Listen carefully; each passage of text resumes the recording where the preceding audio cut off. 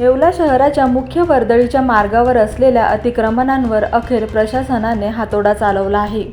विंचूर चौफुली ते कांदा मार्केट या महत्त्वाच्या रस्त्यावरील फुटपाथ व्यापणाऱ्या दुकानदारांचे आणि हातगाड्यांचे अतिक्रमण आज येवला नगर परिषद आणि पोलीस प्रशासनाच्या संयुक्त मोहिमेत पूर्णपणे हटवण्यात आले आहे। गेल्या अनेक दिवसांपासून या रस्त्यावर होणाऱ्या अतिक्रमणामुळे पादचाऱ्यांची मोठी गैरसोय होत होती आणि वाहतुकीची कोंडीही नित्याची झाली होती। या पार्श्वभूमीवर नगर परिषदेचे मुख्याधिकारी तुषार आहेर आणि येवला शहर पोलीस निरीक्षक संदीप मंडलिक यांनी कंबर कसली आणि धडक मोहीम राबवत रस्ता मोकळा केला आहे। मात्र हे अतिक्रमण हटवल्यानंतर पुन्हा एकदा येथे पसारा मांडणाऱ्यांवर प्रशासनाने कडक इशारा दिला आहे।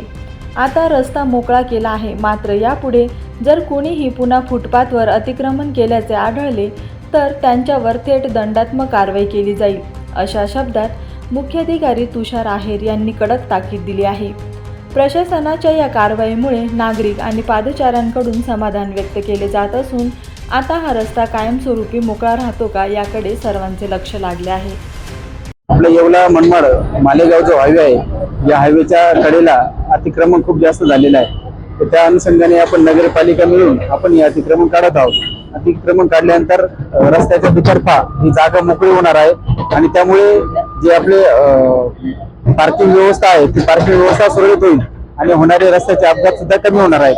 तरी या आपल्या मार्फतीने मी सर्व येवलेकरांना विनंती करतो की आपण आपली वाहने सुरक्षित ठिकाणी लावावी। जिथे नो पार्किंग एरिया दिलेला आहे त्या नो पार्किंग एरियात आपली वाहने लावू नये। भविष्यात जर अशी वाहने जिथे नो पार्किंग एरिया असेल किंवा वाहतुकीस अडथळा निर्माण होईल अशा ठिकाणी जर आपण लावली तर आम्ही त्याच्यावर दंडात्मक कारवाई करणार आहोत आणि यापुढे कुणी रस्त्यावरती अतिक्रमण केल्यास त्याच्यावर सुद्धा नगरपालिका दंडात्मक कारवाई करणार आहे। नमस्कार, मी मुख्याधिकारी येवला। आज पोलीस प्रशासन व नगरपालिका प्रशासन यांच्या संयुक्त विद्यमाने विंचूर चौफुली येथे कृषी उत्पन्न बाजार समितीपर्यंत अतिक्रमण निर्मूलन करण्यात आले। यामध्ये जवळपास 20-30 जे रस्त्यावर अतिक्रमण केले होते टेम्पररी स्वरूपाचे ते काढण्यात आले। ही मोहीम कंटिन्यू चालू राहणार आहे।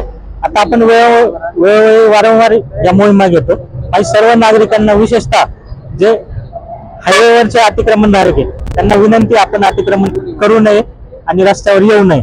असं केल्यास नगरपालिका व पोलीस प्रशासन कोणतीही पूर्व सूचना न देता आपल्या सर्व सामान जप्त करेल।